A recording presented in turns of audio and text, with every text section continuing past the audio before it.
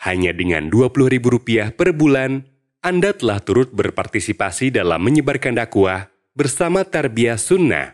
Barakallahu fikum. Bismillahirrahmanirrahim. Assalamualaikum warahmatullahi wabarakatuh. Innal hamdalillahi nahmaduhu wa nasta'inuhu wa nastaghfiruh wa na'udzu billahi min syururi anfusina wa sayyiati a'malina. May yahdihillahu fala mudilla lahu wa may yudlil fala hadiya lahu. Wa asyhadu an la ilaha illallah wahdahu la syarika lahu wa asyhadu anna Muhammadan abduhu wa rasuluh.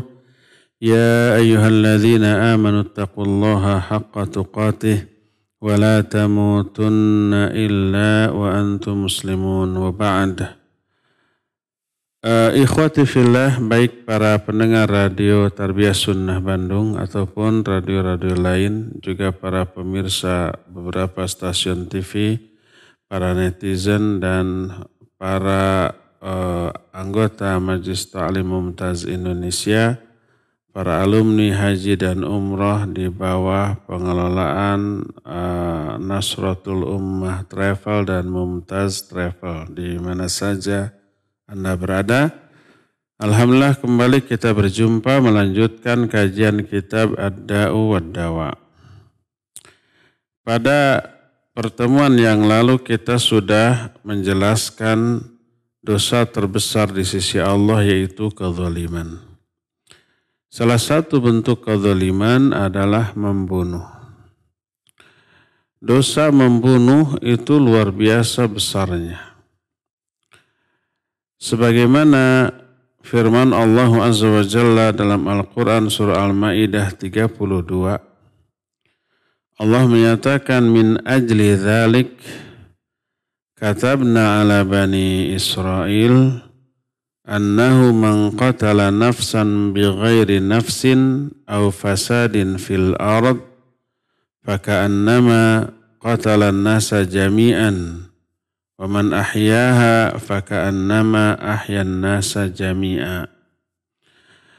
Karena hal itu maksudnya cerita tentang dua anak Adam yang dua-duanya disuruh untuk berkurban, satu diterima, satu ditolak, lalu yang menolaknya karena kedengkian membunuh yang diterima.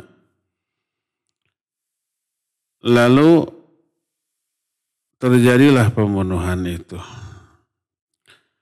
Lalu Allah berfirman, karena hal itulah maka kami tetapkan bagi Bani Israel bahwa siapa orang yang membunuh seseorang bukan karena kisos atau bukan karena dia mengadakan kerusakan di muka bumi, maka pokoknya membunuhnya tanpa alasan yang benar secara syar'i, maka seolah-olah dia itu telah membunuh manusia semuanya. Dan barang siapa orang yang menghidupkan, maksudnya menghidupkan jiwa seorang manusia, maksudnya bukan dari mati kemudian dihidupkan lagi jadi hidup. Nggak ada orang yang bisa melakukan itu, termasuk para nabi. Maksudnya adalah yang menolong nyawa orang yang terancam jiwanya. Umpamanya orang kelelep, kalau dibiarkan dia mati lalu kita tolong, selamat dia, berarti kita menyelamatkan nyawa orang itu.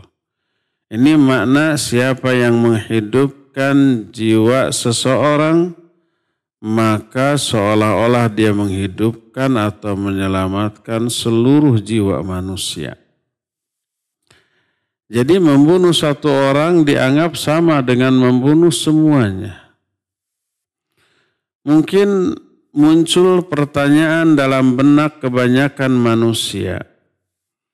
Bukankah kalau membunuh satu orang dibanding membunuh 100 orang, bukankah lebih besar dosanya membunuh 100 orang? Tapi kenapa dianggap membunuh satu orang saja sama dengan membunuh seluruh manusia? Bukankah dosa membunuh satu orang berbeda dengan membunuh 2 orang, 3 orang, dan seterusnya? Kenapa disamakan? Seolah-olah membunuh satu orang disamakan dengan membunuh semua manusia. Mereka menyangka bahwa yang dimaksud membunuh satu orang sama dengan membunuh semua manusia itu maksudnya dosanya. Dosa membunuh satu orang sama dengan dosa membunuh semua orang. Menyangka begitu. Ini keliru. Padahal lafaz dalam ayat ini tidak menunjukkan demikian. Tidaklah penyerupaan sesuatu dengan sesuatu yang lain berarti menyerupakan secara keseluruhan.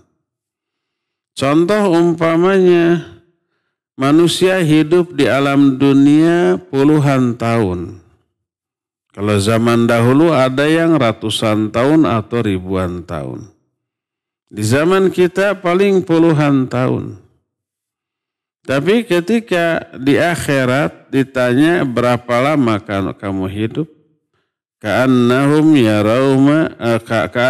yarawna lam yalbathu illa ashiyatan aw duhaha.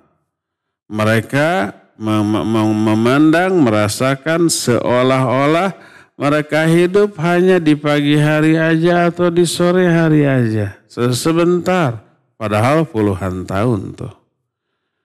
Dalam surah Al-Ahqaf 35 Allah menyatakan ka'annahum yauma yarawna ma yu'adun lam yalbathu illa sa'atan minan nahar.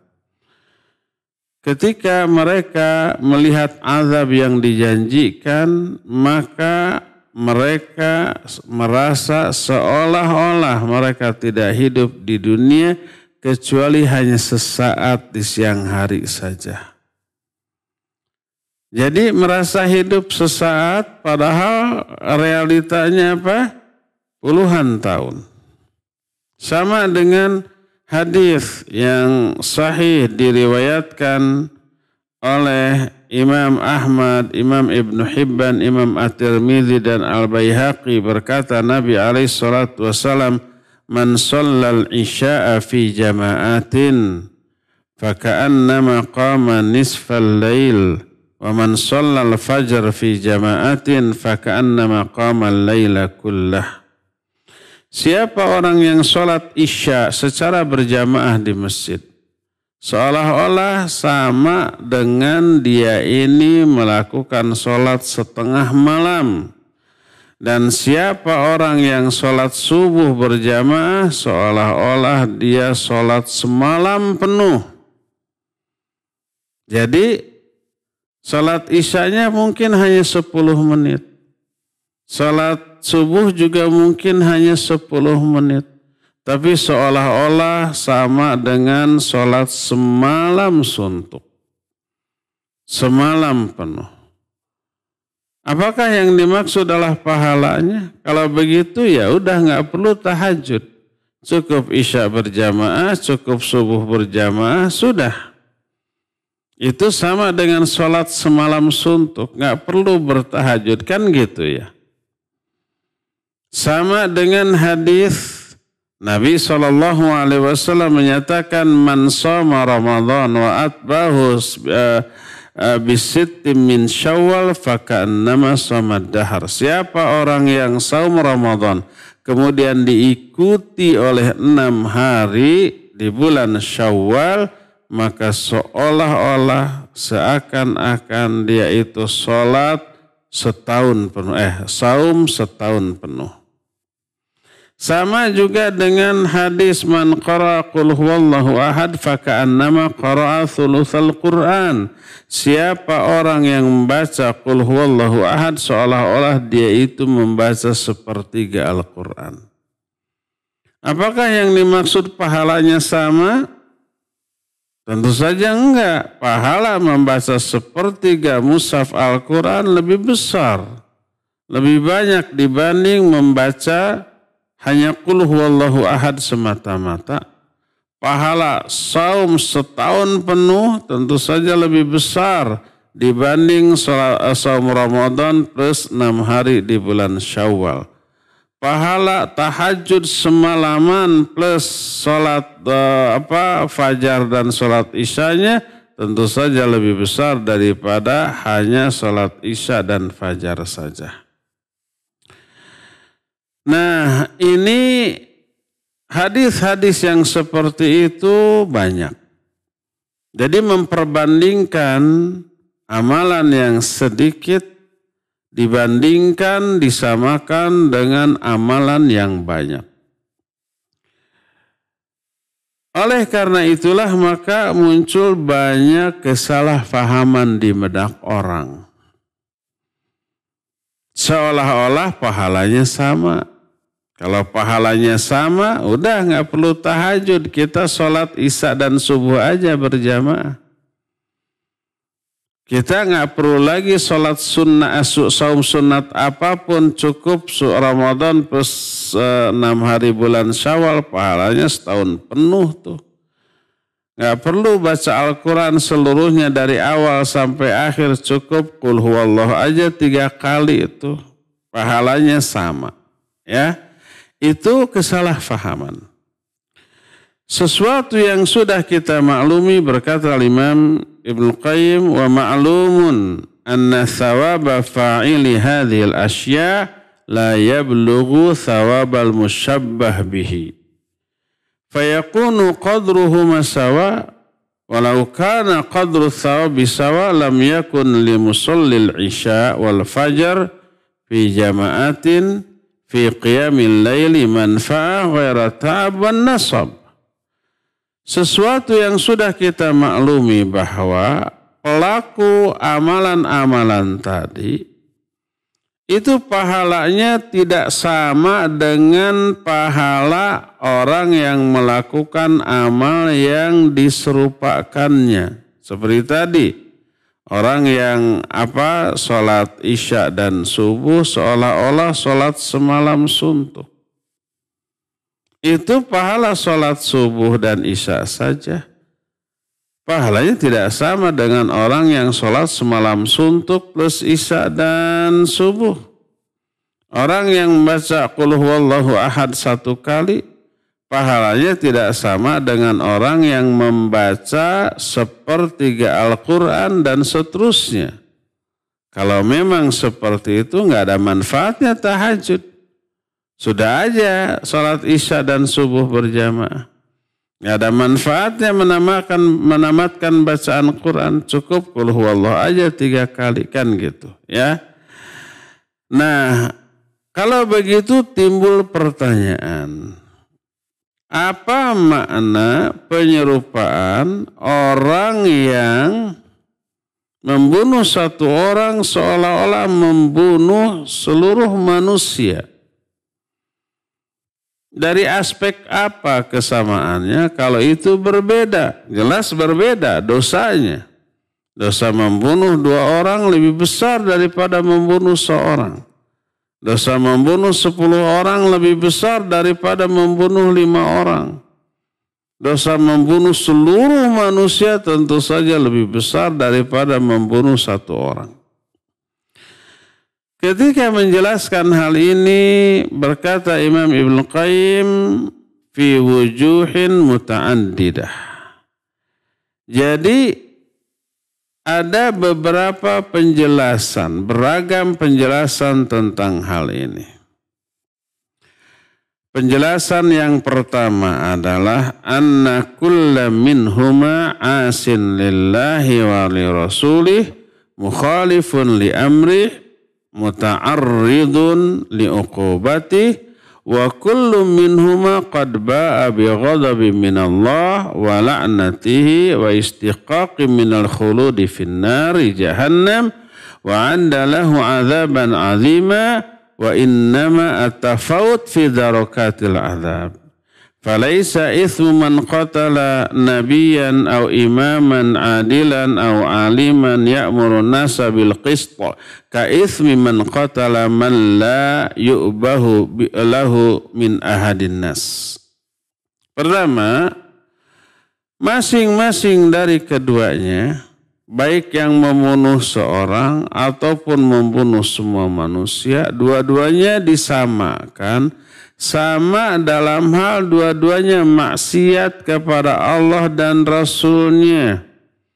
Sama-sama bertolak belakang dengan perintahnya.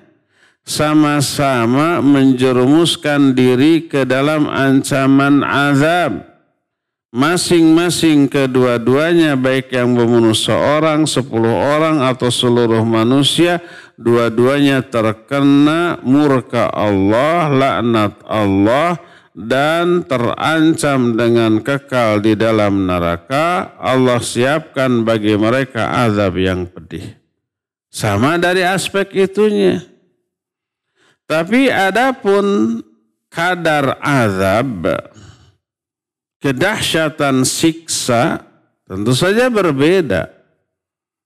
Orang yang membunuh nabi, seorang nabi, berbeda azabnya dengan orang yang membunuh seorang imam yang adil, membunuh seorang ulama yang menyuruh manusia kepada kebaikan. Itu juga tidak sama dosanya dengan orang yang membunuh orang biasa yang gak ada manfaatnya bagi manusia. Umpamanya ada orang tuh pemalas, jadi beban manusia, kerjanya meminta-minta, disuruh kerja gak mau. Gak ada gunanya itu orang. Boleh kita bunuh? Gak boleh. Kalau dibunuh dosa tidak? Dosa besar. Tapi dosanya tidak sebesar dosa membunuh seorang ulama. Dosa membunuh seorang imam yang adil. Apalagi dibanding dosa membunuh seorang nabi. Beda dosanya. Tapi sama-sama dosa. Sama-sama dimurkai. Sama-sama dibenci oleh Allah. Sama-sama diazab. Hanya kadar azabnya yang berbeda-beda. Jadi orang yang membunuh satu orang sama dengan membunuh seluruh manusia, maknanya sama dosanya, sama maksiat kepada Allah, sama diazabnya, hanya besar kecil dari dosa yang berbeda, dahsyat atau tidaknya azab itu yang berbeda. Penjelasan kedua, annahuma sawa'un fi istihqaqi izhaqin nafas. Kedua-duanya sama bahwa itu membinasakan diri mereka sendiri. Orang yang membunuh satu orang, dia akan binasa terkena azab. Orang yang membunuh ratusan orang juga sama binasanya. Tapi kadar kebinasaannya yang berbeda. Ini yang kedua. Ketiga, annahuma sawa'un fil jara'ati ala safkid damil haram. Fa inna man qatala nafsan bighairi istihqaq bal li mujarradil fasad fil arad aw li akhdhi malihi fa innahu yajtari'u ala qatli kulli man dhafara bihi wa amkanahu qatluhu fa huwa mu'adin lin naw'il insani. Ketiga, kedua-duanya baik orang yang membunuh satu orang atau membunuh banyak orang dianggap sama dalam hal lancang berani mengalirkan darah yang diharamkan. Orang yang membunuh satu orang dengan alasan yang tidak benar atau umpamanya dengan alasan lain, dia itu lancang dalam membunuh orang yang tidak boleh dibunuh, menghilangkan hak-hak kemanusiaan pada diri orang lain, maka dia disebut pembunuh. Yang membunuh satu orang disebut pembunuh. Membunuh 10 orang disebut pembunuh.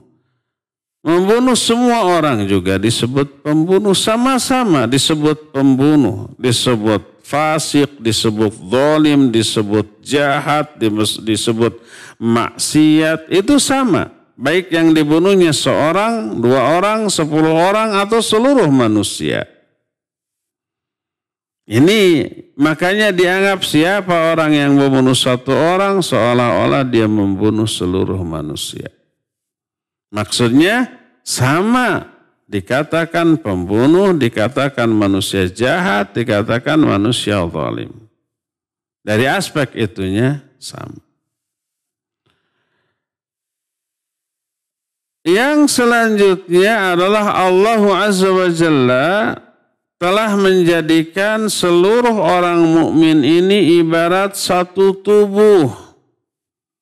Sebagaimana hadis bahwa al-mu'minuna fi tawadihim wa tarahumihim wa tawasulihim kal jasadil wahid. Idza ishtaka minhu 'udwun tada'a lahu sa'irul jasadi bil huma wasyahar. Orang-orang mukmin dalam hal berkasih sayang, dalam hal saling mencintai, dalam hal saling bersilaturahmi, itu ibarat satu tubuh. Kalau ada satu bagian tubuh yang sakit, maka seluruh jasadnya merasakan demam dan tidak bisa tidur.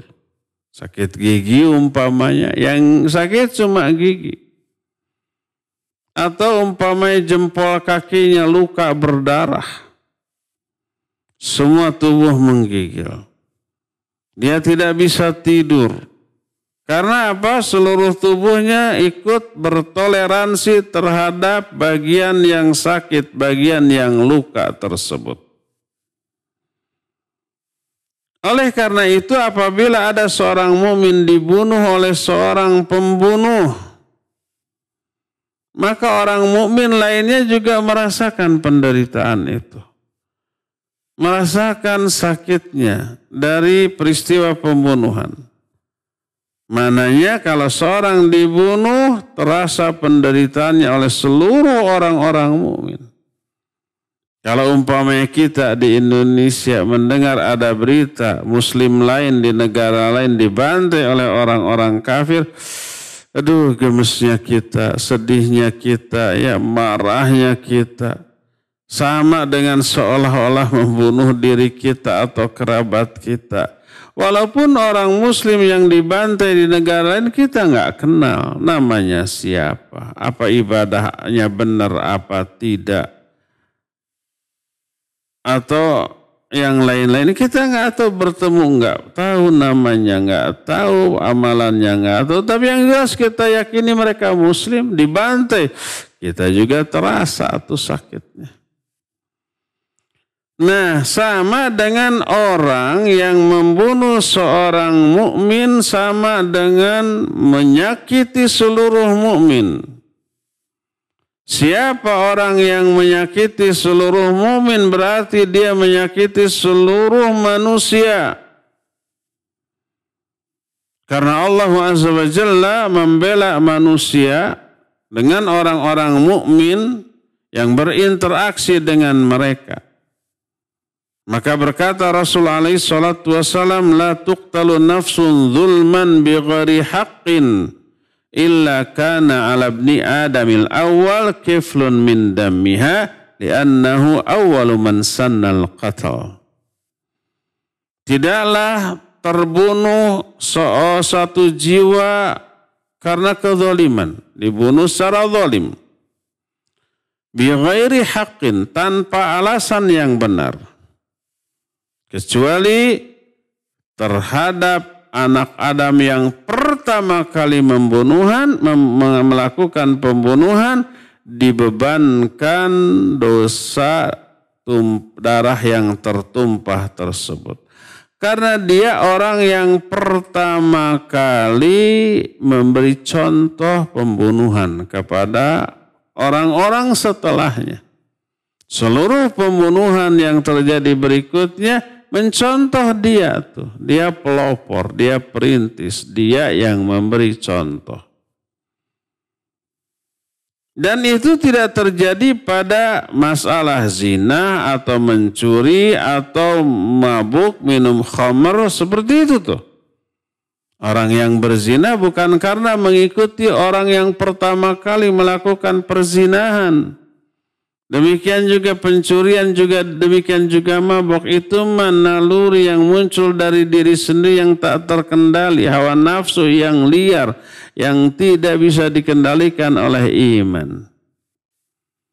Tapi kalau membunuh mah ada contohnya dari atas.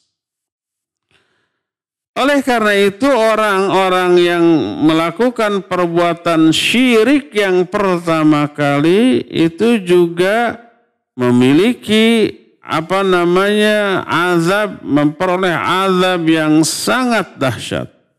Karena dia menjadi pelopor perbuatan syirik bagi orang-orang yang setelahnya.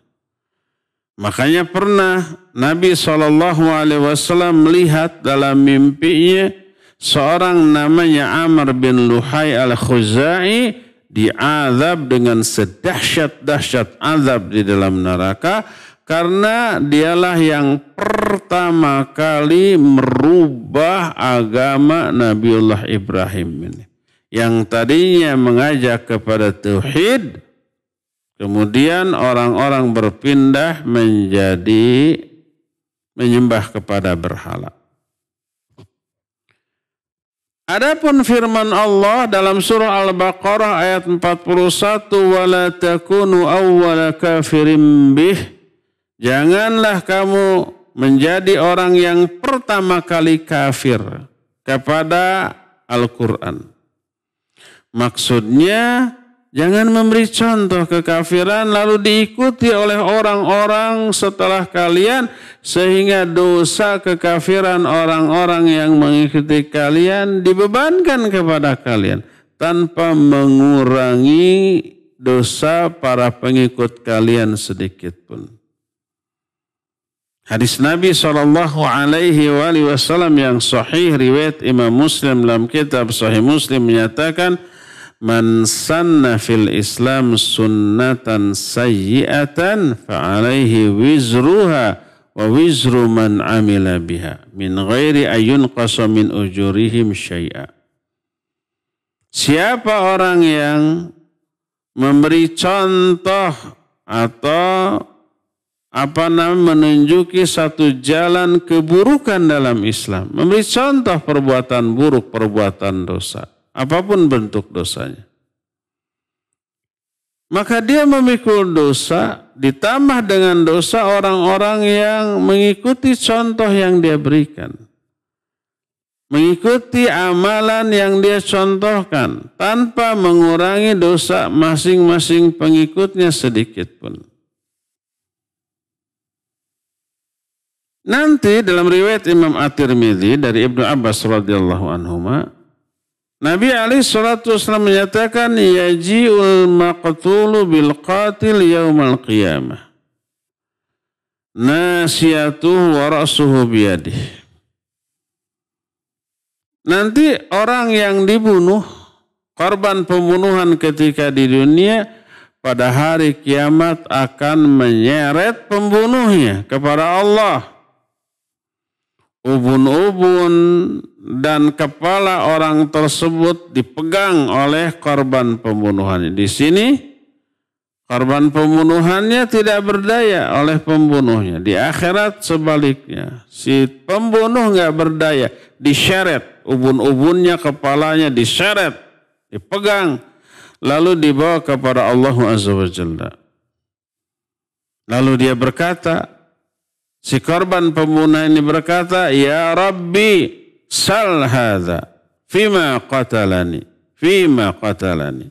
Ya Allah, tolong tanya orang ini kenapa dia membunuhku. Lalu orang-orang ketika Ibnu Abbas radhiyallahu anhu menyampaikan hadis ini, orang-orang menyebut bagaimana kalau orang itu tobat.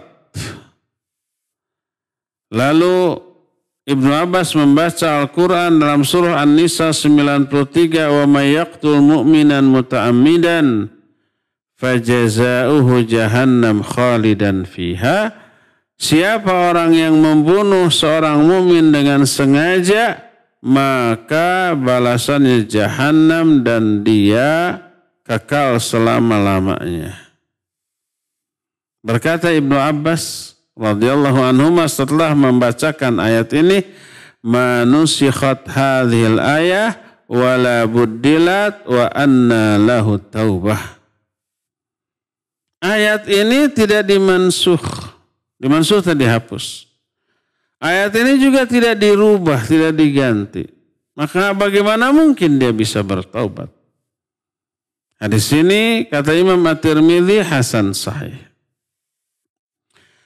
Ada juga hadis lain dari Nafi, dia berkata, nadhara Abdullah ibn Umar yawman ilal Ka'bah faqal ma a'zamuki wa a'zamu hurmatuki. Fal mu'minu indallah wal mu'minu indallahi a'zamu hurmatan mink. Suatu saat Abdullah bin Umar menatap Ka'bah di suatu hari. Lalu dia bergumam, betapa agungnya engkau dan betapa agungnya kehormatanmu. Itu ucapan Ibnu Umar kepada Ka'bah, menunjukkan keagungan Ka'bah, agungnya juga kehormatan Ka'bah. Tapi kata Ibnu Umar, wal mu'minu indallah a'zamu hurmatan mink. Tapi seorang mukmin di sisi Allah lebih agung lagi kehormatannya dibanding engkau. Sampai-sampai Nabi SAW menyatakan, demi Allah, hancurnya langit dan bumi, hancurnya alam jagat raya ini, la ahwanu indallah. Itu lebih enteng menurut Allah, lebih ringan dibanding dengan dialirkannya darah seorang mukmin. Menunjukkan apa? Begitu agungnya kehormatan nyawa seorang mukmin di sisi Allah Azza wa Jalla. Dalam hadis yang sahih diriwayatkan oleh Imam Bukhari dalam kitab sahihnya dari Jundub radhiyallahu anhu. Dia berkata, awwalu ma yantunu minal insani batnuhu. Faman istata'a minkum alla ya'kula illa tayyiban falyaf'al. Wa man istata'a alla yahula bainahu wa bainal jannah mil'u kaffin min dammi ihraqahu falyaf'al. Yang pertama kali membusuk dari bagian tubuh manusia itu adalah perutnya. Setelah mati dikubur perutnya. Maka siapa yang mampu di antara kalian untuk tidak makan apapun kecuali yang baik-baik, maka lakukan.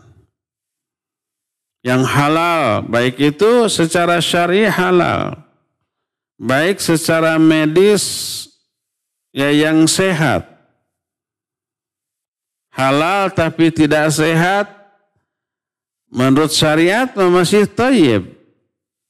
Menurut ilmu medis mungkin nggak baik.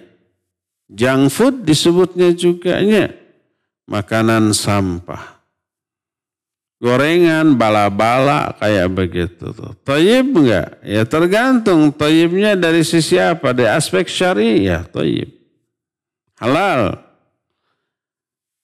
Tidak berdosa orang memakan bala-bala walaupun 2 piring sendirian habis.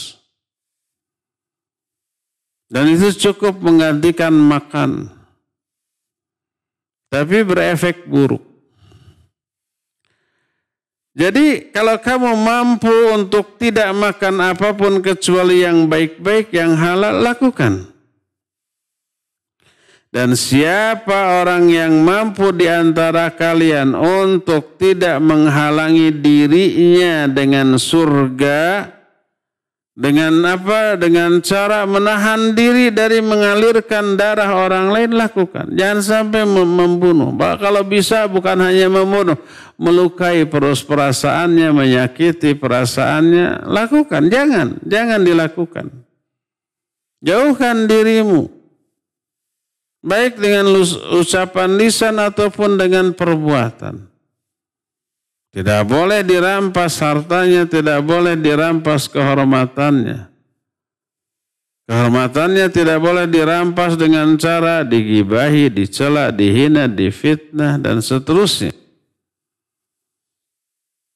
Hartanya tidak boleh diambil baik dengan cara ditipu, dicuri, dirampok, dirampas, atau dengan cara diambil dengan cara yang tidak hak seperti melalui riba ataupun judi ataupun yang sejenisnya. Hindarkan itu, lakukan itu. Dalam hadis sahih dari Ibnu Umar radhiyallahu anhuma, la yazalul mu'minu fi fushatin min dinihi ma lam yusib damman harama. Seorang mukmin selalu berada dalam kelapangan di dalam agamanya selama dia tidak mengalirkan darah yang diharamkan. Bahkan Nabi SAW menjelaskan membunuh orang mukmin itu dianggap kekufuran dan menyakitinya dengan lisan ataupun dengan perbuatan dianggap kefasikan. Nabi SAW dalam Sahih Bukhari dan Sahih Muslim diterima dari Abu Hurairah radhiyallahu an. Beliau bersabda, "Sibabul muslim fusuqun wa qitaluhu kufrun." Bahwa mencela sesama muslim itu fasik kok. Si pencelanya yang fasik. Membunuhnya, memeranginya adalah kufur. Bahkan masih dalam Sahih Bukhari dan Sahih Muslim juga dari Abu Hurairah radhiyallahu an, Nabi wanti-wanti secara tegas melarang la tarji'u ba'di kuffaran yadribu ba'dukum riqaba ba'd. Jangan kalian kembali kepada kekufuran sepeninggalku. Yaitu sebagian kalian memenggal kepala sebagian yang lain alias membunuh. Dua hadis tadi menjelaskan kufurnya orang yang membunuh sesama mukmin. Apakah orang yang membunuh itu murtad keluar dari Islam? Tidak. Tetap muslim, tapi muslim yang berdosa besar. Kalau mau tobat, wajib tobat, tapi tidak wajib bersyahadat lagi. Makanya para ulama menyebut kufur dalam dua hadis tadi sebagai kufur kecil. Kufur kecil tidak memurtadkan pelakunya dari Islam. Kenapa demikian? Karena dalam Al-Quran Allah masih menyebut orang-orang yang berperang di kalangan sesama mukmin dengan sebutan mukmin, tidak sebutan kafir. Dalam surah Al-Hujurat ayat yang ke-9 Allah Azza wa Jalla menyatakan, wa in ta'ifatani minal mu'minina qatatalu fa aslihu bainahuma. Fa in baghat ihdahuma 'ala al-ukhra faqatilu allati tabghi hatta tafi'a ila amrillah. Bila ada dua golongan mukmin, disebut dua golongan mukmin, saling berperang. Kalau saling berperang pasti saling bunuh. Faslihu bainahuma. Damaikan antara keduanya. Jadi yang saling berperang, saling berebut nyawa pun oleh Allah tetap masih disebut dengan orang-orang mukmin. Tidak disebut orang-orang kafir. Dari sinilah maka para ulama menyatakan membunuh sesama muslim walaupun disebut kufur di dalam hadis tapi maknanya adalah kufur kecil. Atau jangankan membunuh seorang mukmin, membunuh kafir tapi kafir itu kafir mu'ahad. Mu'ahad itu kafir yang mengadakan perjanjian damai dengan kaum muslimin. Itu pun sudah diharamkan, sudah tidak boleh, sudah dosa besar, pelakunya diancam azab. Sebagaimana dalam Sahih Bukhari dari Abu Hurairah radhiyallahu an, Nabi alaihi salatu wasallam bersabda, "Man qatala mu'ahadan lam yurih raihatal jannah wa inna rihaha la yujadu min masirati arba'ina ama." Siapa orang yang membunuh seorang kafir mu'ahad, kafir yang mengadakan perjanjian damai dengan kita, maka orang itu, orang yang membunuh orang kafir mu'ahad itu tidak akan mencium baunya surga. Padahal baunya surga tercium dari jarak 40 tahun perjalanan. Artinya sejauh apapun surga tercium, kecuali kalau beda alam.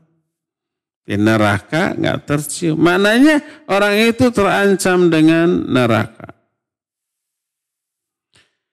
Inilah hukuman pembunuh musuh Allah di kalangan orang kafir apabila orang kafir yang menjadi musuh Allah itu mengadakan perjanjian damai dengan kaum muslimin. Tetap nggak boleh dibunuh. Maka bagaimana dosanya, azabnya orang yang membunuh sesama mukmin, hamba Allah yang mukmin. Kalau seorang wanita saja masuk neraka karena kucing, dakhalat an-nara imra'atun fi hirratiha sajanatha lam tut'imha wa la tusqiha hatta matat. Kata Nabi SAW, seorang perempuan masuk neraka gara-gara kucingnya. Kucingnya itu ditahan, dikurung. Tidak dilepaskan untuk mencari makan sendiri. Dikurung, tidak dikasih makan, tidak dikasih minum, kelaparan, kehausan sampai mati. Fara'ahan Nabi SAW finnar wal hurrah takhdishuha fi wajhiha wa sadriha. Nabi SAW melihat perempuan tersebut dalam neraka. Dan kucing yang dibunuhnya mencakar-cakar dia pada wajah dan dadanya. Disebut walau kathurat salatuha wa siyamuha. Rajin salatnya, rajin saumnya si wanita tersebut. Tapi masuk neraka gara-gara membunuh kucing. Kalau orang mukmin yang membunuh kucing diazab sedemikian rupa, bagaimana hukuman orang yang membunuh sesama mukmin, menyiksa, menahan sampai mati tanpa kejahatan yang dilakukan oleh seorang mukmin. Jadi binatang pun ternyata wajib dihormati. Nyawanya nggak boleh dibunuh. Tentu wanita tadi tidak gila. Wanita tadi punya alasan mengurung kucing sampai mati. Pasti mungkin si kucing melakukan kesalahan. Mungkin mencuri lauknya, mencuri makanannya. Atau mungkin mengotori rumahnya, kamarnya. Sehingga polusi. Kesel nih perempuan ini. Lalu ditangkap kucing, dikurung. Tidak dikasih makan, tidak dikasih minum, tidak dikencarkan, tidak dilepas untuk mencari makan sendiri. Orang Sunda mengatakan dikungkung teu diawur, dicangcang teu diparaban. Dikurung tapi tidak dikasih makan. Diikat tapi juga tidak dikasih makan dan minum. Kelaparan, kehausan sampai mati. Diazab tuh pelakunya walaupun rajin ibadah. Menunjukkan wajibnya menghormati nyawa kucing. Apalagi orang manusia walaupun kafir. Seperti kafir zimmi atau kafir ahdi. Apalagi kalau nyawa seorang mukmin. Nyawa seorang mukmin lebih berharga daripada dunia ini. Kalau dunia hancur, ini lebih enteng menurut Allah daripada hilangnya nyawa seorang mukmin karena kasus pembunuhan. Sebagaimana di dalam beberapa kitab sunan, Sunan At-Tirmidzi, Sunan An-Nasai, Nabi alaihi salatu wasallam menyatakan, la zawalud dunya ahwanu indallahi min qatli mu'minin bighairi haqqin. Kehancuran dunia ini lebih enteng, lebih ringan menurut Allah dibanding terbunuhnya seorang mukmin tanpa alasan yang hak. Itulah besarnya dosa pembunuhan. Jadi ayat yang menyatakan siapa orang yang membunuh seorang mukmin dengan sengaja, atau siapa orang yang membunuh satu jiwa seolah-olah dia membunuh seluruh manusia, maksudnya dosanya bukan sama dosanya. Dosanya berbeda, membunuh satu orang dengan 10 orang ya berbeda. Yang 10 orang lebih besar dosanya, apalagi seluruh manusia. Tapi penyamaan yang disebutkan dalam ayat itu tadi di beberapa aspek. Sama-sama berdosa walaupun kadar dosanya berbeda.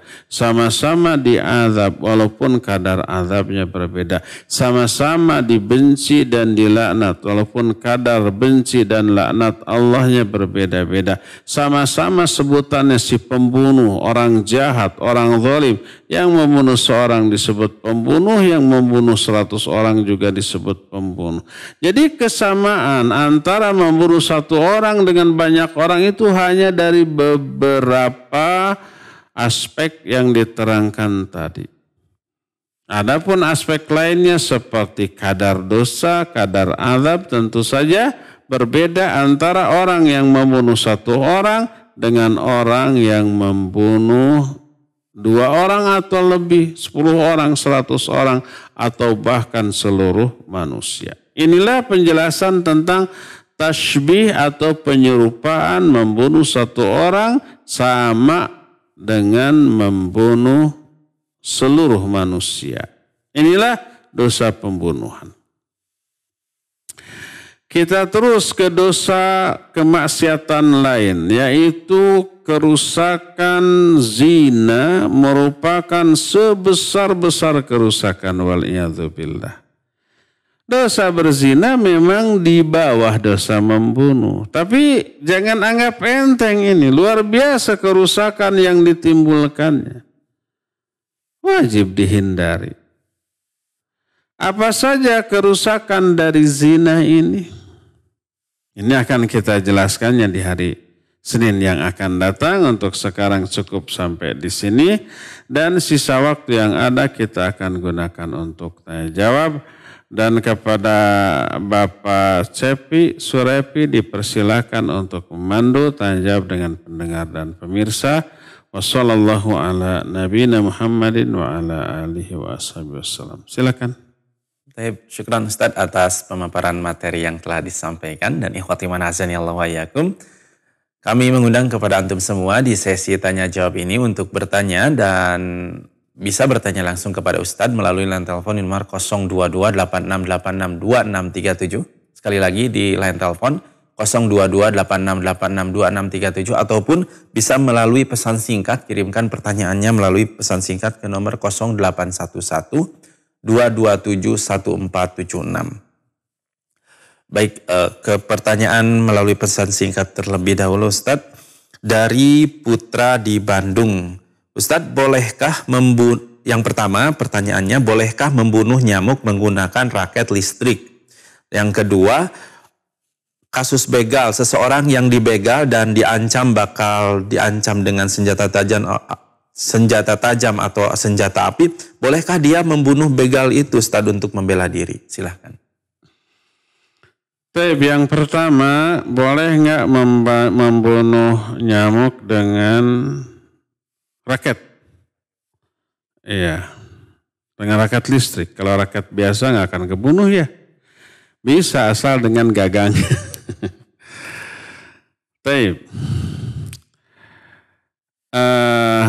Kalau dibunuh dengan raket listrik itu sama nggak dengan membakar? Gosong ya? Gosong, terbakar, nyala ya. Tidak boleh membunuh apapun binatang atau orang dengan cara dibakar. Walaupun ada orang jahat luar biasa lalu pantas dihukum mati, nggak boleh dengan cara dibakar. Karena Nabi SAW menyatakan la yu'adzibu bin nar illa sahibun nar. Tidak boleh menyiksa dengan api kecuali pemilik api. Pemilik api itu siapa? Ya Allah Azza wa Jalla, pemilik neraka. Oleh karena itu kalau mau membunuh, cari dengan cara selain dibakar. Termasuk membunuh baik orang ataupun binatang yang boleh dibunuh. Seperti ular, termasuk nyamuk, oke, nggak apa-apa.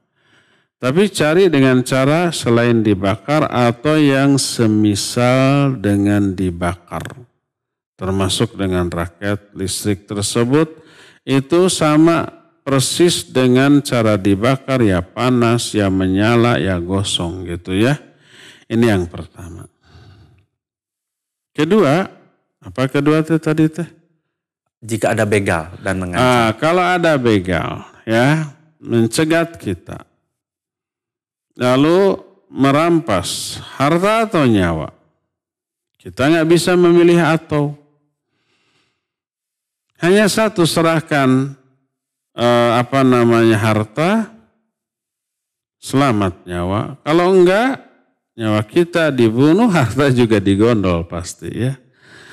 Apa yang harus kita lakukan? Ini pernah ditanyakan kepada Rasul SAW oleh seorang sahabat. Kata sahabat itu, wahai Rasulullah, kalau ada orang yang mau merampas hartaku, apa aku berikan? Kata Nabi, la tuti'hu. Jangan kamu berikan, pertahankan hartamu. Sahabat itu bertanya, in qatalani, kalau dia mau membunuh aku. Apa kata Nabi? Qatilhu, lawan dia. Wa in qatalani, kalau dia membunuh aku kalah. Maka Nabi SAW menjawab, anta fil jannah. Wa in qataltu, kalau aku yang menang, aku yang membunuh dia, huwa finnar, dia di dalam neraka. Oleh karena itulah maka termasuk di antara ciri-ciri mati dalam keadaan husnul khatimah adalah mati karena mempertahankan harta, mempertahankan kehormatan keluarga, mempertahankan nyawa sendiri. Man qutila ya duna malihi fahuwa syahid. Siapa orang yang terbunuh karena mempertahankan hartanya, maka dia syahid. Apakah sama dengan syahid orang yang berjuang di jalan Allah di medan perang? Tidak.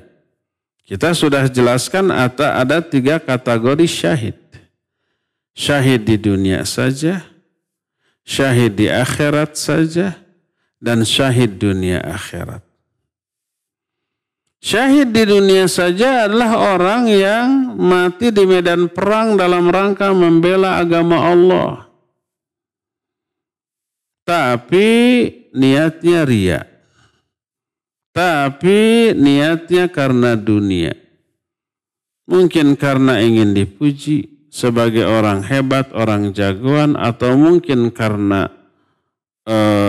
umpamanya ingin harta rampasan perang, atau umpamanya karena dia ingin mencari kesempatan dalam kesempitan. Nanti harta ghanimah yang dia rebut dari musuhnya dia ambil untuk dirinya, tidak dia setor ke komandannya. Lalu dia mati terbunuh dalam keadaan di sakunya itu atau di badannya tersembunyi harta rampasan perang yang niatnya tidak akan dia setorkan. Dia syahid di dunia saja. Orang-orang menganggap dia syahid. Karena apa? Karena memang realitanya dia terbunuh di jalan Allah melawan orang kafir. Di akhirat dia ke neraka. Waliyadzubillah. Itu syahid di dunia. Adapun syahid di akhirat, nah ini yang banyak. Orang yang mati karena umpamanya terkena wabah taun. Orang yang mati karena terkena reruntuhan. Orang yang mati karena tenggelam. Orang yang mati karena dibakar. Nah, termasuk salah satunya adalah orang yang mati karena mempertahankan hartanya atau keluarganya atau dirinya. Dirinya mau dibunuh, dia pertahankan sampai mati. Keluarganya umpamanya mau dibunuh, mau dianiaya, dia lawan. Akhirnya dia mati. Hartanya mau dirampas, dia nggak berikan, dia pertahankan, dia lawan sampai dia mati. Tidak ada orang yang menganggap syahid di dunia, tapi dia syahid di akhirat. Pahalanya besar. Nah, orang yang mati syahid di akhirat ini biasa dimandikan, disolatkan, dikafani, dikuburkan di pekuburan kaum muslimin. Adapun yang ketiga yang mati syahid dunia akhirat. Nah, ini orang yang mati dalam keadaan berperang membela agama Allah melawan orang kafir secara ikhlas, secara amanah, jujur, li'ilai kalimatillah untuk meninggikan kalimat Allah, nggak ingin pujian, nggak ingin harta rampasan perang, nggak ingin dunia dengan perangnya sampai meninggal, sampai gugur di medan perang. Dia syahid dunia, syahid akhirat. Hukum fikihnya berbeda. Kalau orang yang syahid, mati syahid ini, maka tak perlu dimandikan dan tidak dikafani. Tapi dikafaninya itu dengan pakaian yang melekat di badannya saja. Tidak wajib disolatkan, boleh disolatkan. Tapi tidak wajib. Kalau yang lainnya wajib disolatkan. Tapi yang mati syahid dunia akhirat ini tidak wajib disolatkan, tapi boleh disolatkan. Nah, dan dikuburkan di tempat dia meninggal. Di tempat dia gugur. Tidak dipindah ke kampung halamannya atau dikuburkan di kuburan kaum muslimin, enggak. Sebagaimana para syuhada Uhud, ada di antara jenazah syuhada Uhud yang sudah diangkut dengan unta ke Madinah untuk dikuburkan di Madinah, di Baqi, tapi oleh Nabi SAW suruh kembalikan lagi ke tempat dia gugur, kembalikan lagi ke Uhud, lalu dikuburkan semuanya di sana. Jadi orang yang terbunuh karena membela hartanya, maka dia mati syahid. Tapi syahid akhirat. Ya. Apakah wajib mempertahankan? Ya enggak. Kalau umpamanya kita membawa uang hanya 100-200 ribu lalu ditodong, kalau enggak mati gitu ya. Kita enggak bisa melawan nih. Ya. Enggak bisa melawan. Ya udah kasih aja. Nah. Sekarang kita bisa melawan dan ternyata si begal itu mati. Bagaimana tadi? Kita tidak dosa. Kita melakukan pembunuhan dengan alasan yang benar. Yang dosa itu tanpa alasan yang benar. Ini ada alasannya, ya. Kemudian begalnya mati, kita tidak dosa, kita tetap berpahala karena melaksanakan perintah Nabi SAW melawan, tapi si begal itu masuk ke dalam neraka. Ini tinjauan syar'i, bukan tinjauan hukum positif, hukum pidana yang berlaku di Indonesia. Beberapa waktu yang lalu ada kasus perampok dilawan, rampoknya mati, maka korbannya malah yang ditangkap di penjara. Bahkan tidak mati gitu ya, hanya luka, kemudian si rampoknya itu lapor ke polisi dengan tuduhan penganiayaan. Korbannya kemudian ditangkap, ditahan, diproses. Nggak adil ini ya. Sampai ada parodi, nanti mah kalau jadi korban kasih, kalau enggak di penjara.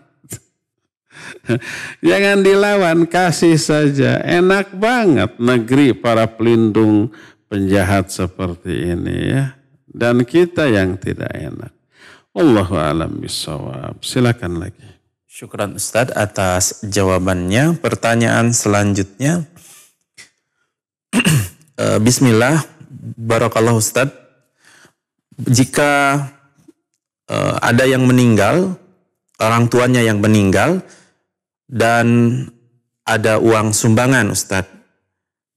Yang pertama pertanyaannya, uang hasil sumbangan dari para pelayat dipergunakan untuk apa? Yang kedua, siapa yang berhak untuk mendapatkan uang sumbangan tersebut? Dan yang ketiga, apabila uang sumbangan itu terpakai buat memberi makanan, apa yang harus dilakukan Ustadz dari hamba Allah di Bandung? Silakan. Baik, barakallahu fiik, hamba Allah di Bandung. Kalau seorang meninggal, biasanya banyak pelayat, dan pelayat itu memberikan uang duka.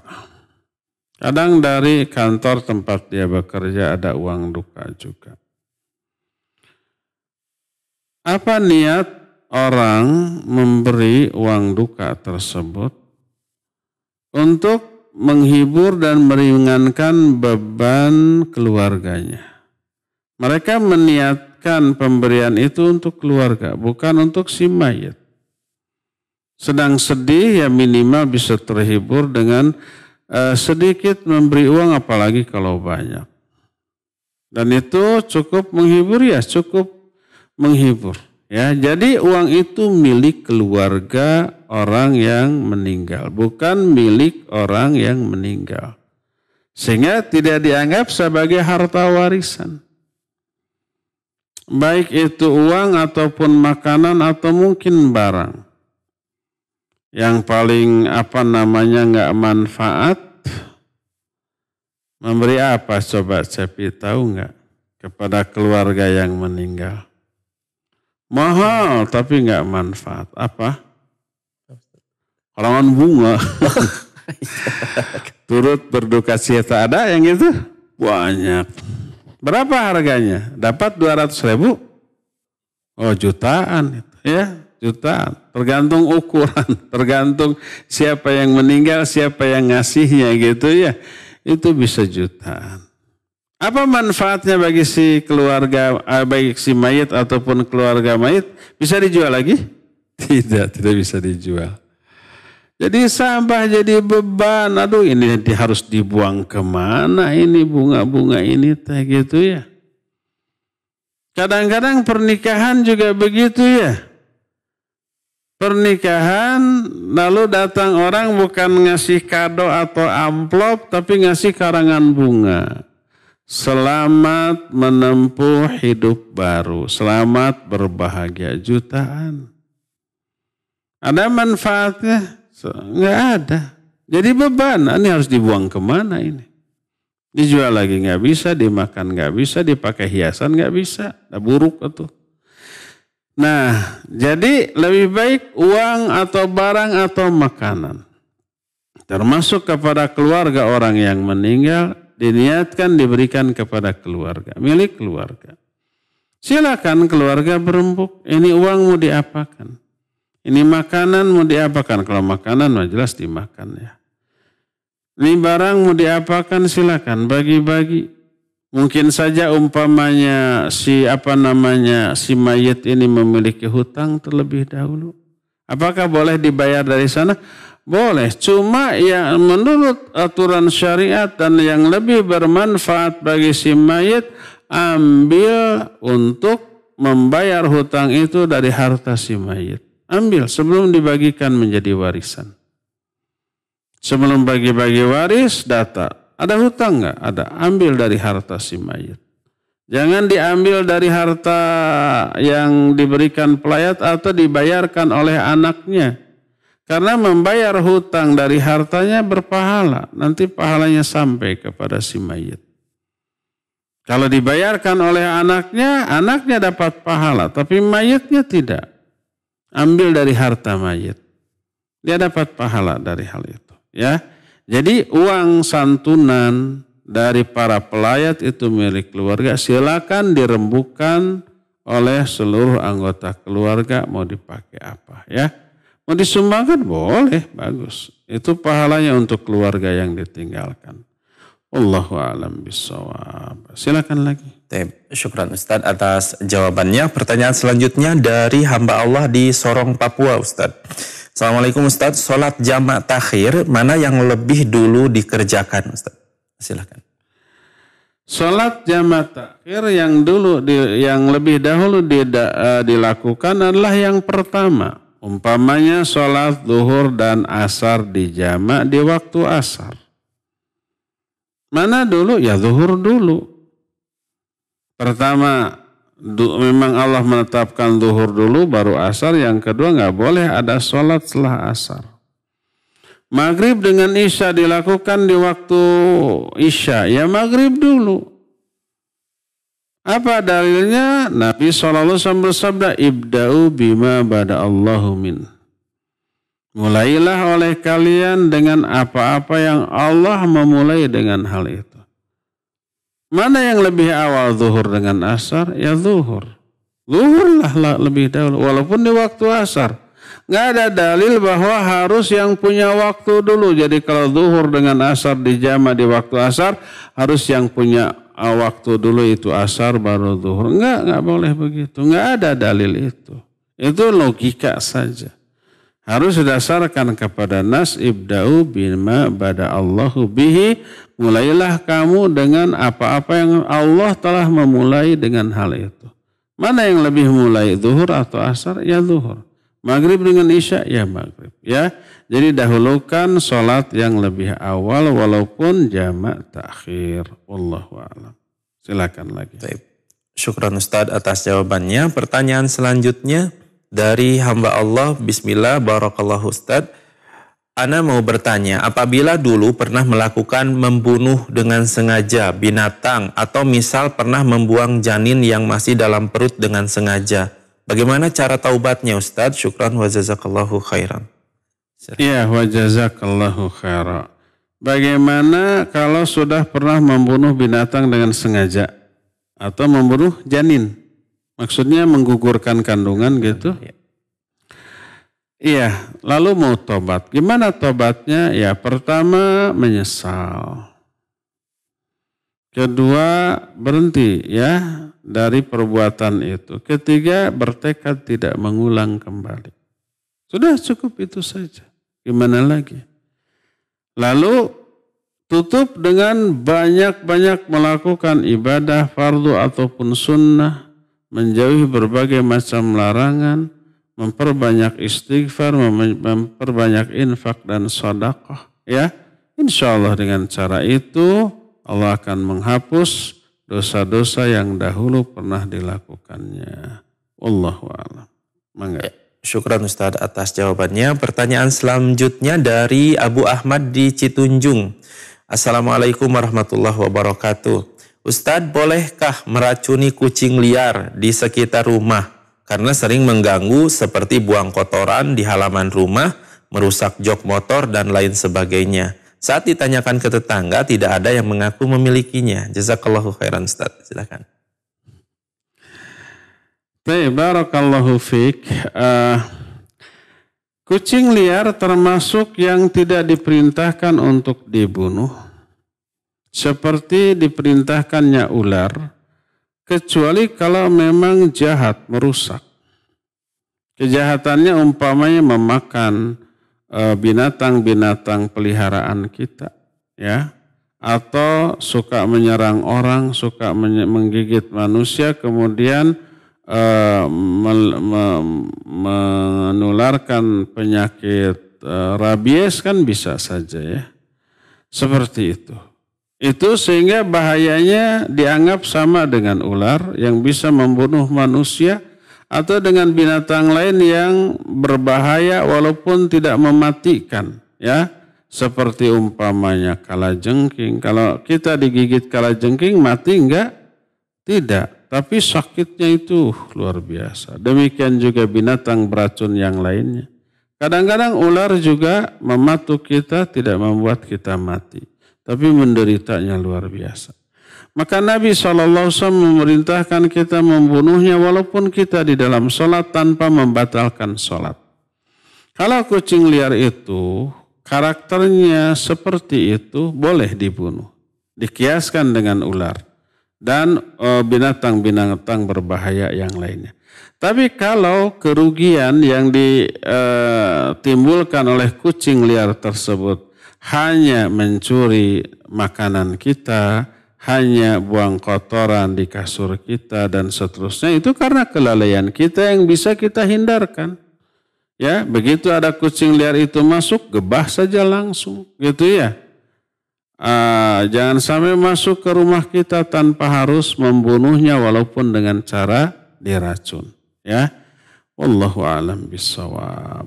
Silakan. Syukran Ustadz atas jawabannya.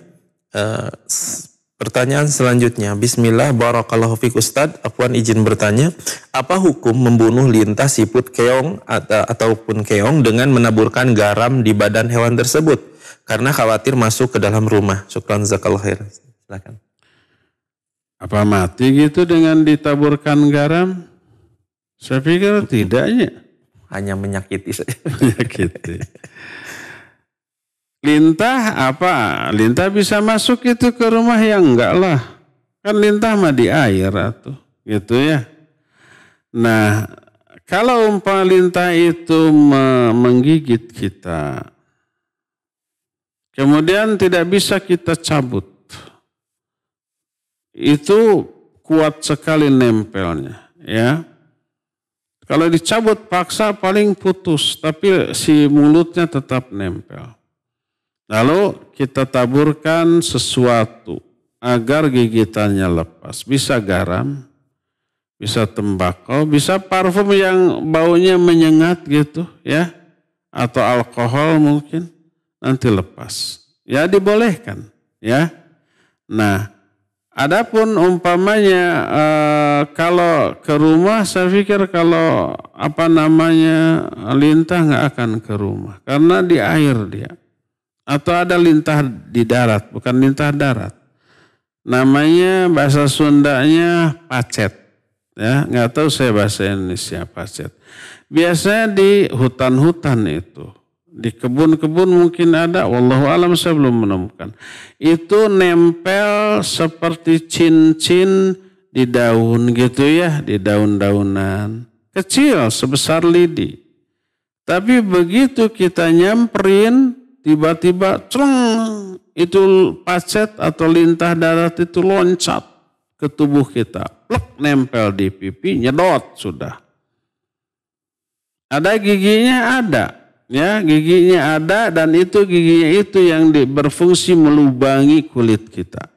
Ada terasa sakit, perih sedikit, ada perih sedikit. Ya, setelah dilubangi, nempel, nyepot, sudah. Itu susah untuk dicabut. Untuk mencabutnya pakai apa? Pakai bisa tembakau, bisa parfum, bisa alkohol, bisa garam. Ya boleh kalau memang seperti itu. Nah itu membahayakan atau tidak? Ya tergantung jenis lintahnya, jenis pacetnya. Ada lintah yang bermanfaat bagi manusia dan dijadikan sebagai alat terapi kesehatan kita. Ya. Ditempel di titik-titik tertentu, ditempel di lidah biar menyedot darah kita. Sambil menyedot, si lintah itu memasukkan zat tertentu yang bisa mengencerkan darah. Zat itu tersedot sampai ke jantung, oleh jantung dipompa ke seluruh tubuh sehingga darah itu menjadi encer, menjadi lancar peredaran darah tersebut di tubuh kita. Makanya kalau umpamanya disengat atau digigit lintah, begitu dicabut, lukanya itu nggak bisa cepat kering, enggak. Karena ada zat yang mencegah pembekuan darah di sana. Jadi saya pikir lintah nggak akan. Kalau siput ya, siput tidak berbahaya. Paling mungkin jijik bagi sebagian orang. Dan siput itu sangat lambat ya, tidak langsung masuk tiba-tiba banyak. Hanya satu-satu baru di halaman rumah kita juga sudah bisa kita ambil, kita buang. Tanpa harus membunuhnya ya. Demikian wallahu a'lam. Terakhir ya, silakan. Pertanyaan selanjutnya Ustaz.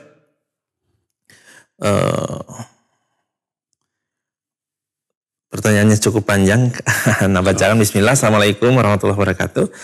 Afwan Ustaz mau bertanya. Suami istri dan anak yang balita terkena COVID. Namun dalam merawat suami jadi lalai terlebih karena kondisi kesehatan yang sebenarnya memang terganggu karena ikut terpapar ditambah ketakutan. Namun berusaha tegar karena keluarga suami seperti menganggap istrinya kuat. Bagaimana? Masya Allah. Padahal istrinya sudah sempat menangis di depan mertua karena sebenarnya sang istri takut. Namun seperti tidak ada yang mengerti. Suami pun juga sudah membahasakan bahwa ia ingin dibawa ke kampungnya. Namun karena yang diketahui COVID ini menular, jadi sang ibu khawatir karena ada ayahnya yang sudah tua jadi harus dirawat. Dan jelang 2 hari dari kunjungan ibunya, suaminya meninggal. Dan istri merasa membunuh karena lalai dan sangat kurang dalam merawat suami. Keluarga suami pun merasa istri membunuhnya karena keluarga suami merasa mengontrol meskipun lewat komunikasi kepada istri. Namun sang istri itu seperti kebingungan harus bagaimana. Lalu bagaimana hukumnya Ustadz? Apakah tetap diazab istrinya meskipun sudah bertaubat? Dan bagaimana istri bisa tegar merawat anak-anaknya yang masih kecil? Dan lalu bagaimana harusnya sikap istri kepada keluarga suami dan ibu mertuanya setelah suaminya meninggal? Dan bagaimana membagi warisnya? Mohon dijelaskan Ustadz. Silahkan. Barakallahu fiik. Iya, orang yang terkena COVID itu harus diisolasi. Tidak bisa dirawat oleh keluarganya. Nanti yang merawatnya kena lagi ya. Banyak orang yang terkena COVID dan sembuh. Saya termasuk yang pernah kena dan berapa ikhwan di sini juga banyak yang kena. Ya sudah isolasi mandiri ya. Tidak harus dirawat khusus juga enggak apa-apa. Karena masih bisa makan sendiri, minum obat sendiri, tidak berinteraksi dengan orang. Dia harus diisolasi ya. Kecuali kalau punya komorbid yang gawat, harus diinfus, harus ditangani, ya itu mah harus dirawat di rumah sakit. Nggak bisa isoman karena dia nggak bisa ngurus sendiri karena lemah gitu, nggak bisa juga oleh keluarganya. Jadi kirim ke rumah sakit, ditangani di rumah sakit oleh perawat yang memang dikhususkan untuk itu. Dan dulu waktu COVID ini terjadi kan menjadi tanggungan negara tentang tentang biayanya juga ya. Bahkan rumah sakit memperoleh subsidi besar untuk setiap pasien COVID yang masuk ke rumah sakit itu. Akibatnya banyak orang yang sakit biasa di-COVID-kan agar dapat subsidi itu gitu ya. Nah, jadi ke rumah sakit atau isoman. Saya waktu kena COVID ya udah isoman. Istri nggak boleh datang, anak-anak, ikhwan nggak boleh datang ya. Ngurus sendiri saja 10 hari alhamdulillah sehat kembali seperti sedia kala gitu. Jadi nggak dosa kalau tidak mengurus dalam arti tidak bisa menangani karena takut terpapar iya ya. Juga jangan pulang ke kampung. Kalau pulang ke kampung, dikirim ke kampung, ya di jalannya nanti orang banyak terpapar, di kampungnya juga banyak terpapar. Sudah isolasi mandiri di kamar khusus gitu ya. Kasih makanan simpen di depan pintunya gitu. Udah suruh ngambil, jangan berinteraksi lagi gitu. Sampai sembuh. Itu saja yang harus dilakukan. Nah sekarang kan qadarullah wa masya'afal suaminya sudah meninggal. Apakah istrinya berdosa? Tergantung. Kalau ternyata benar-benar lalai tidak mengurus, umpamanya diisoman tapi tidak dikasih makan, tidak dikirim, tidak diperhatikan, ya dosa. Tapi kalau umpamanya sudah berupaya tapi tetap meninggal, qadarullah, tidak dosa istrinya. Anggap saya istrinya lalai, kemudian dia menyesal, bertobat, apakah diterima? Ya diterima. Insya Allah asal tobatnya benar. Ya. Bagaimana tuduhan pembunuhan yang dituduhkan oleh keluarga suami? Ya terserah mereka. Yang penting kita tidak demikian. Ya, ada untungnya kita dituduh karena apa? Karena dosa kita gugur karena tuduhan kezaliman orang lain kepada kita. Ya. Bagaimana bagi warisnya? Ya, ahli warisnya tadi ayahnya tidak diceritakan apa ada apa tidak. Oh masih ada tapi sudah sepuh ya. Yang dapat ahli warisnya cuma 4. Ayahnya, ibunya, istrinya dan anak-anaknya. Ya. Tadi tidak diceritakan anaknya laki apa perempuan, ya, laki semua apa perempuan semua, berapa laki berapa perempuan, itu mempengaruhi persentase pembagian waris, ya. Yang jelas kalau dilihat dari informasi tadi ada 4 ahli waris, ayahnya, ibunya dapat warisan, istrinya dapat warisan, anaknya dapat warisan, hanya itu. Adiknya, kakaknya tidak dapat karena terhalang oleh anaknya. Ya, kalau suami itu punya anak, maka adik dan kakak dari suami tidak memperoleh hak waris. Ya, demikian, wallahu a'lam bishawab. Cukup sampai di sini karena waktunya habis. Insya Allah kita akan kembali berjumpa di hari Senin yang akan datang membahas tentang besarnya dosa zina. Wallahu a'lam. Wassallallahu ala nabiyina Muhammadin wa ala alihi wa ashabihi wasallam. Wassalamualaikum warahmatullahi wabarakatuh.